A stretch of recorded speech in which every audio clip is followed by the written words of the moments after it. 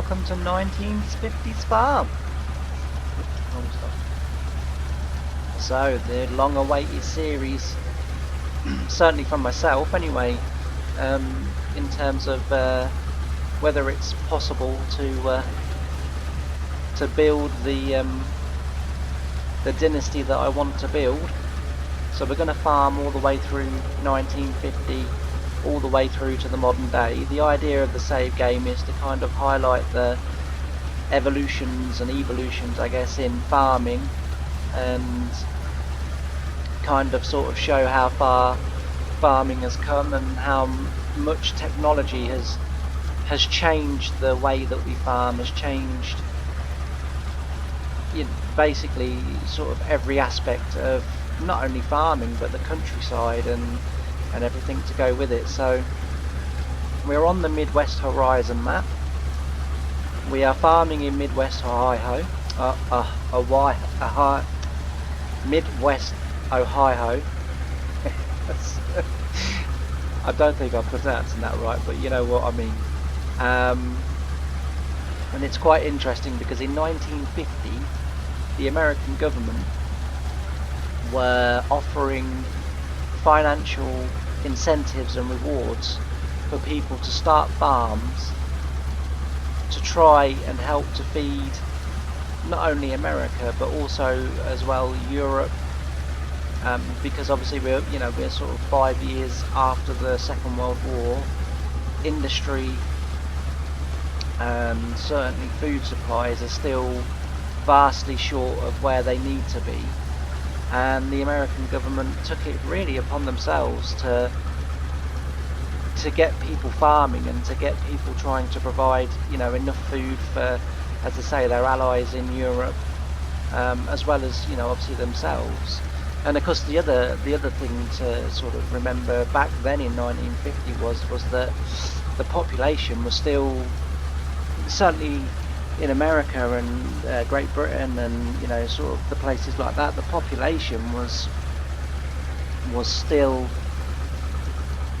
very heavily depleted from the war and the loss of lives and things like that. So it wasn't uncommon for women to be involved in farming in 1950 and certainly helping out. And this is kind of where we sort of join this farm, if you like. We're going to be following. I didn't notice that the tank was full. That's my bad. We're going to be following the Hill family. So, and this is not a joke. I've actually found some farmers online doing a lot of research about Ohio and American farming and the 1950s and sort of what was happening around that time, and I managed to find a bit of a sort of I don't know, biography, if you like, on a particular family farm in America, in Ohio, at the time of the 1950s, and they're still farming today, and that's the Hill family. And the farm was started in 1950 by Harry Hill. I know, please, that is not a joke. That is not meant to be funny or anything like that. It was genuinely him and his son. Hang on, I've written his name down because I knew I would fit Henry, but he's better known today as Hank, and his daughter Serenity run the farm today. So we're kind of sort of picking it up in 1950s or in 1950, and we're going to be farming through the years. At the moment, we're not going to be using precision farming. In 1950, precision farming, was not even an idea or a concept. It just wasn't there. So we're not going to be using that. We are going to be using seasons because obviously, the seasons still happened back then, and so we will be using seasons. We're playing on 2-day months, which is half of what I normally play, but because we've only got this field and then the grass field behind our big shed, then you know we don't need to be holding ourselves sort of back, or you know taking, because we're not going to be earning very much money. I have run a year behind the scenes of, like, you know, making sure the mods work and making sure everything's okay, and you don't make very much money. So I think to have it that we have 2-day seasons for now is more than good enough. But yeah, so as I say, we're going to be following the Hill family and how Harry made really the farming sort of empire really that the Hill family have today. They're as I say, they're one of the biggest Americas in one of the biggest Americas, one of the biggest farmers in Ohio, and they do contracting, they do contract harvest, they do contract tillage and stuff like that. They obviously also run their own farm. They have quite a big dairy, they have quite a big beef stock as well. So you know, that's the sort of thing, you know, we're going to try and sort of emulate their farm as much as we can, and just see how we get there, you know, see if we can do it. You know, does Farming Simulator allow that type of you know, sort of progression and gameplay, or does the game economy run hard? We're always on hard. Whenever you see a save game from me, it's we're always going to be on hard. Just stop that for a second. I need to cut a chunk out there. And yeah, as I say, we are on hard, and let's just see if we can do it. Harry himself, in what I've read, I can't find any like sort of TV documentaries about them, or about, you know, the farm or anything, but I've read sort of like the history, if you like, and he says that it was the mid to late 90s when the farm really began to become the farm it is today. He reckons that before that time, you know, they were mainly contractors. They didn't really. Oh, it's the only thing with this combine where you have to press the up and down thing twice for it to activate. I don't know why. It catches me out. Yeah, so as I say, they were mainly contractors, mainly doing obviously work and hay and stuff for other farms. His grass field, it was by, I think he said, the end of the first year. He started in the fall of 1950, so hence the reason we're starting on October the 1st. And he said he had one wheat field to harvest, hence the reason why we're starting with the wheat field. He had the and again, same with the Britons, we're I'm very lucky, because he had a Fortin N, which is the one that you can see on the front of this, and he had an Alice Chalmers trailed combine, which obviously we're also using at this precise moment. So very lucky that the mods are there for me to use. Not everything is accurate, nor can everything be, you know, 100% accurate, but again, same with Britons, I will get it as near as I can, and it's just going to be hopefully a really interesting look through farming. You know, anyone that sort of knows me personally or whatever knows that I absolutely love farming. Farming is my life, really. I grew up with farming. My granddad, my uncles, my great uncles, my nan, My nan was a tractor driver on the same farm as my granddad. They didn't meet on the farm. I'm told that they met before my nan started working there. Sorry, before my granddad started working there. My nan was already working there. She started work there at 13. Well, she she actually says I started work there when I was 10. She said because I used to go on a Saturday. Again, she was a huge lover of the countryside and things like that. Will actually go forward, so we'll turn that off to save some diesel.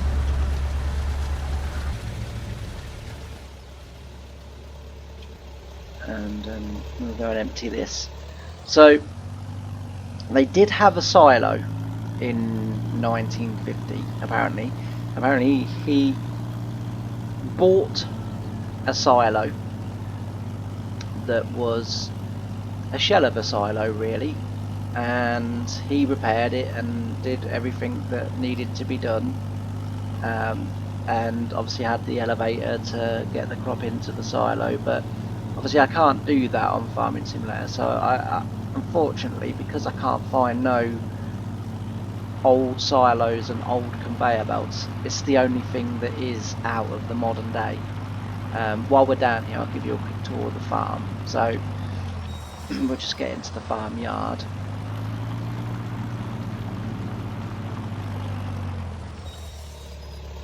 So according to Harry, these were used for, and there would have been a door there, but these were used for stacking straw once they'd been cut. It was a sort of, rather than putting them in the actual stacks outside, was to put them in there because it had a little bit of a roof, but apparently it never really took off. It never really sort of went the way that they expected them to, mainly because the American government were paying people like Alice Chalmers and Henry Ford and it's not Massey Ferguson, Massey Harris. They were paying those sort of the big three tractor companies of the era. They were paying them to produce combines, more efficient combines that could cut and thresh in one movement, so the grain was instantly available. And Massey Harris came up with a trailed combine in 1930. Their first one came out. It was a relative success, as far as I can tell from, as I say, the research that I've done. Alice Chalmers came out with the one that we've got. Apparently that one was much better, but it was later in 1954 to be preceded by a new Massey Harris trailed combine, which did take over. It was much more efficient and apparently much better at threshing and making a much cleaner sample than what they had, and it also had a slightly wider cutter bar as well. Yeah, so the old way of doing it with the scythe, and they'd be stacked in there, and then when the threshing machine would be brought in, and that would obviously then take the straw from out of there, and they'd feed it into the threshing machine. But this didn't really catch on, and his sort of thoughts are that it didn't catch on really for two reasons. One is it was very hard to stack in there, and two, combines were becoming sort of more available, and they were more available to farmers to access, so it wasn't just really rich people that could afford them. They were becoming more of a sort of tool that, you know, sort of the majority of farms could have. In 1951 the first self-propelled combine came out, and we obviously in 1951 we will start to look at things like that, but however we will need the money to buy them. So The farm layout is again not the same as their farm. However, I am currently badly trying to reproduce their farm layout. It's not going well, I've got to be honest. But I'm sort of doing that off camera so that, because it's, as I say, it's a case of lay something down, delete, and do again, and and then that's how we go. So this isn't really their layout, but I am trying to build their farm layout, which will come later, because the farm that I'm trying to build wasn't their original farm. Their original farm was a little bit like this. It had two sheds. One was a cattle shed, and one was a storage shed. Admittedly, it wasn't as nice as that, or as modern as that shed, but again, it's very hard to find the sheds that they would have had. And then they had 3 fields altogether, and I'm quite lucky because this map does have this area that is rough to kind of what they have, roughly to what they have. So this is the silo, and again, like I say, I had to go for a modern one because I couldn't find anything that was the same, and obviously I had to go for a modern auger. But if we come round here quickly, I'll show you the equipment in a second. So come round here. So this obviously is one field. They own up to, or we own up to, the bushy grass that you can see over there. And then we do own the bit of forest at the back there. I do have plans for that, but that will come later. And then again, amazingly, this map has a situation that they had, because apparently his house was opposite the side of the road to where his sheds were. As I say, back in 1950, well, it started in 1948, the American government started to sort of try and insensitize people into farming and into growing food. And so quite a lot of farms in America popped up between 1948 and I think it was sort of by the time we got into the 1960s, it was starting to tail off. But by then the government incentives had stopped, subsidies had all stopped, or had stopped being so high and generous to tempt people in. But yeah, so we will be working on the house, we will be working on the garden, and we will be that we're going to be scratching around for jobs a little bit.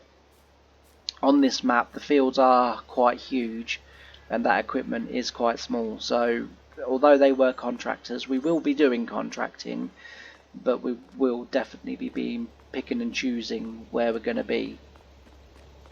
So as I say, we've got this cattle shed, and then we've got these gates here that lead into the cattle pens, and that would be the cattle pen. Now, it's not set up on here as cattle pen, it's just a grass field, which is fine because we can cut that, make hay, and the same with that side, we can make the hay, and we can then go from there and provide some local farms. There's a dairy farm over in that direction somewhere. I think you can just make it out. If I put my mouse arrow up, you can just make it out there. There's a dairy farm there, so we could sort of go and see if they sort of require hay and straw and stuff, because we don't need it at the moment. But yeah, so as I say, and then we've got this storage shed. In here we've got our equipment. It's very basic. We have a mower, and the man came free, so that was nice. It's always good to get free labour.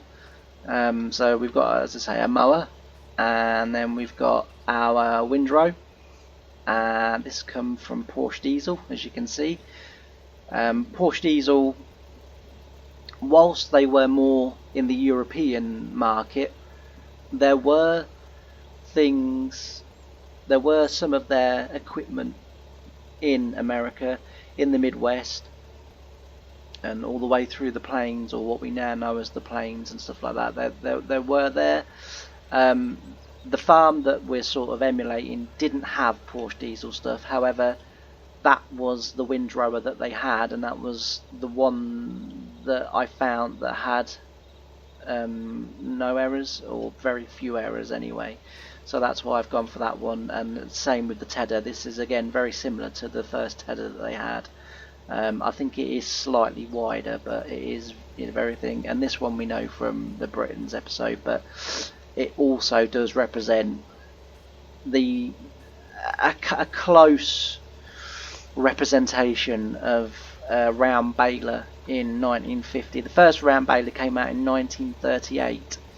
And I've actually, looking at my notes, forgotten to jot down who actually invented the first round baler. Yeah, and that's not too far away. It's as close as I can get it anyway. I did deliberate whether to have a square baler, but round bales, if I'm going to handle bales, I do find them easier to handle, so that's why I've kind of gone from them. And yeah, so that's the little farm, and then we've got the wheat field at the back there that you've seen. But I've got, and I've also got this bale trailer as well, just for bales. That's not hugely accurate to what they had, but again, it's as close as I can get it. This is a very big field of grass, and as I say, we're going to be looking to mow one of them this fall and make hay bales. Silage wasn't really a thing in 1940. It wasn't a widespread thing in 1950. So a French farmer, and again, I can't believe I've forgotten to write down his name, but I know it was a French farmer that actually came up in 1932 with the first sort of kind of silage clamp. So essentially how he made it was getting straw bales and laying the straw bales around the inside, and then using that as a template, constructing steel and concrete walls. And that was the first attempt at the silage clamp. And then once the walls were constructed and set, the bales were then used to cover the chaff. The biggest problem with that was obviously straw isn't waterproof, and so although it did make silage, it didn't make the silage that we can make today, but it was the first concept. And then very quickly, certainly after the war efforts, tarpaulin became much more widespread, or a similar material to tarpaulin became much more widespread, and was used to cover the pit. So we will be having a pit, but at the moment, as you can see, we've got £2,300, and there's no way on earth that we can afford that. Sort of building materials in 1950, concrete and stuff like that, very expensive, because obviously they were trying to rebuild cities, and and as I say, a lot of it was going to Europe, but America was obviously having to use it themselves, and of course they were sort of trying to develop as well. So that's it was very expensive to do that sort of stuff. Hence the reason why most things were made out of wood, because obviously wood was plentiful back then, right? I do believe we have to switch this on.